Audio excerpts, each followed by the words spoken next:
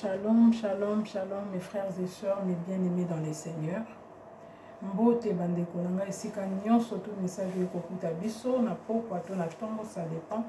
à l'heure à laquelle message oyo ekokuta biso na memi vraiment kimia na Yesu Christ moment oyo Seigneur Jésus Christ abatela biso na nguya kombo na ye makila na Yesu Christ et protéger biso abanda na biso message au persiste na biso message oyo na kombo na Yesu Christ na tiki moment oyo amen. Mes frères et sœurs, na un message oyo nzamba pesi ngai pona ko mema message oyo na ndeko na biso nzamba pesi message pona ndeko na biso, mais comme ndeko na biso azali une personne publique, azali une personne publique vraiment bandeko nga na moni ndenge na ko mema message oyo te na ko komisa yango na mato ya ndeko na biso naza na contact na ete na sololaka na ete na ba moyen oyo ya ba réseaux sociaux nde toyokaka makambo nde pe tozwaka ba nouvelle comme azali mutu ya public nayebi ke message oyo ekokomela ye, nayebi ke ndeko moko akozwa message oyo akoyebisa ye, et surtout napesi message oyo kaka pona ye moko te, message oyo ezali kaka pona ye moko te, mais ezali pona ko apporter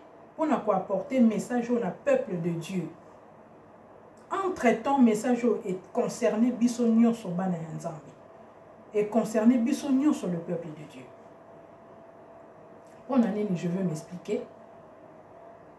po ezali makambo oyo ngai personnellement c'est mon témoignage. Eza likambo etali ngai yango nazo pesa yango nazo partager yango pe nazo koyebisa na peuple de Dieu po to fungola misu na likambo oyo Nzambe azolakisa ngai ndeko na biso. C'était quelques jours, 4 jours, 5 jours passés. Nzambe azolakisa ngai ndeko na biso oyo asala théâtre, sœur na biso Via. Nzambe azolakisa ngai sœur na biso wana alali azalaki vraiment malade, mal en point, mais akomaki vraiment na stade moko ya suka. Et ndeko na biso wana na mbetu oyo alalaki ya pasi akati motema akufi. Ndeko na biso asalaka théâtre, maman Via, notre sœur Via. Et maladie Via akufaki nango na ndoto Nzambe azotalisa ngai kakufi na cancer. Azotalisa ngai kakufi na cancer. Alors bandeko nanga, c'était vraiment l'image que j'avais vue et suka kikaka wana akufi akati motema et molimo Nzambe azoyebisa ngai ki akufi na cancer, apesi ngai tina ya maladie oyo ya kufeli. Bomoni bandeko nanga yango na memi message oyo boye na ye liso na likambo oyo bandeko nanga po na utaki ko partager ba message mosusu elekaki na likambo etali cancer. Na kina na parenthèse na côté ya ndeko na biso ya maman Via pona ko talisa ye que tangu Nzambe azolakisa likambo tozwaka yango pamba te, atelema na likambo oyo po tangu Nzambe alakisi ke okufi. Ça veut dire que ils ont un moment où le diable a préparé l'heure, le jour, donc date, ils ont déjà planifié. Ils ont une raison la raison c'est que les alliés par les cancers. Et là c'est là où je vais en venir. La témoignage qui na liwa yande ko na biso dadi tango kufaki likambo cancer et kotaki na kati na pesa ki témoignage na ngai nga Nzamba bikisanga na maladie wana. Je vous dis vrai. Yango na telemi pona loba susu likambo Nzamba zongi selinga yango lisusu ya ndeko na biso amwasi ya mama Via. Cancer eza maladie te, cancer eza sort. Nzamba talisa ngai maladie wana ezali plan. C'est un moyen ya kokota na kati pona ko silisa mutu et vite fait, et souvent ezalaka na distraction. eza les loko ba planifier ka basi ba planifier ngonga ba planifier temps ba planifier l'air nini ndeni ne ko salama moyen ya plus rapide eza nini eza cancer eza sort moko ya monde à ténèbres eza loko basi basali basi ba programmer basi ba planifier po bakoka kolekisa ndeko na biso na moyen ya cancer soki nzamba apesi message akosaka te kufa ezalaka liboso spirituel kufa ya moto soki nzamba alakisi yango spirituellement elingi olakisaka bokauki ebandi nanu likolo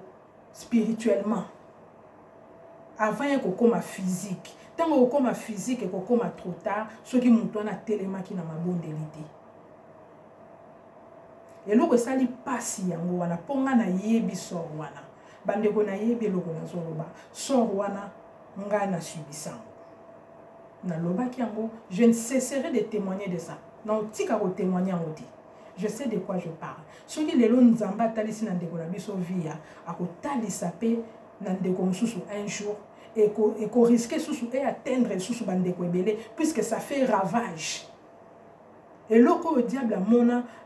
arme oyo diable amona ya monene koleka wana ya rapide ya malamu mpo des fois ememaka bato tout droit même en enfer des fois tikelaka bato même temps à se repentir te okoki osutuka boye bayebisi yo otikali na 3 jours opaniqué c'est ce qui m'est arrivé nayebi makambo asor oyo nayebi makambo oyo nazoloba ya maladi oyo yango esali pasi nalingaki nalekisa yango mpa ndeko na biso me nalekisa yango na peuple de Dieu tomonake makambo esili te tozala na distraction te eza surtout makambo ya kokende osala check-up oui kokende osala bacontrôle na biso et tout surtout biso basi nde tosalaka oui c'est bien nzambe apesa mayele na moto mais surtout kozala na relation ya malamu na nzambe mpo nzambe arevele yo mpo biloko spirituel ebombanaka ntina miso ya minganga ti badokter baomona yango te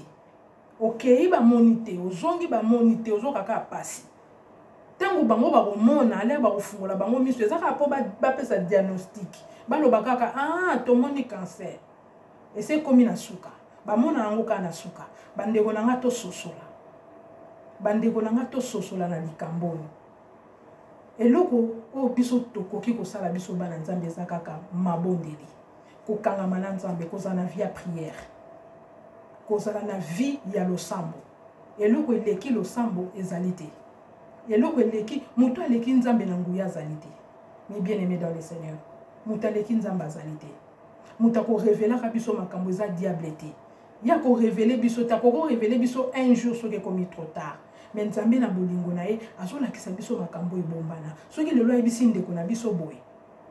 ezali mpo aboyi mabe na ye aboyi akende na modele wana akende na ngonga oyo nzambe atielaki ye mpo na nini basaleli ye plan wana ndeko na biso akomitala akoyoka message ngai conseil na kopesa soki déjà lukaka elongi ya nzambe gloire au Seigneur gloire à Dieu mabondeli na biso mpo na ye ezali ke plan wana échoué a vivre mikolo na ye na se amona bisengo amona gloire ya nzambe na vie na ye ti mokolo nzambe akobenga ye mes frères et sœurs ezalaki vraiment message oyo namemelaki biso ezalaki mokuse ezalaki mpo na ndeko na biso mais mpo na biso nyonso peuple de Dieu mpo totelemela eloko oyo cancer ya molimo frappe ya diable ezali frappe ezali complot ezali manigance eza maladi te totelemela yango mpo ebeta na bomoi na biso te tokende nango te bazwa biso ya ofele te po soki tokangami na nzambe na biso akorevelaka biso akorevele biso eloko nini diable abongiseli biso akorevele biso et place nini basali batie balobaki basalaki tout notre Dieu va tout nous révéler akobimisa na poisa oyo ebombanaki na kuku c'est ça mes frères et sœurs eloko penza message na yaki pona passer pona peuple de Dieu mobimba po malamu yango oyo ya moto aza public oyo nzambe azosalela ye ekoki kotouche pe peuple mobimba ekoki kotouche pe baoyo bazalaki pembeni ekoki kotouche moto mosusu azalaki na ye distrait à partir ya message oyo Nzambe apesi ndeko na biso akoki ko sauver ba âme, akoki ko témoigner un jour monene na Nzambe et à sauver ba âme ebele ya Nzambe. C'était le message que j'étais venu apporter na peuple ya Nzambe. Vraiment nayebi ke Nzambe oyo a révélé biso toko condamner na prière to bondela pona ndeko na biso azwa message oyo nayebi ke akoyoka ngo ata na ndenge nini et esunga biso nyonso to la mukana likambo oyo, to la mukana likambo oyo. Vraiment que la paix du Seigneur Jésus-Christ soit avec nous. Nga vraiment nalingi bino mingi na bolingo Nzambe, et je vous dis mes frères et sœurs à très bientôt. Na souhaité bino soirée moko ya malamu na kimia na Yesu Christ et accompagner biso à demeurer parmi biso, et à très bientôt. Nazo memela biso ba message o Nzambe na biso apesi ebele na kombo na Yesu Christ na tiki bino pona lelo. Au revoir mes frères et sœurs.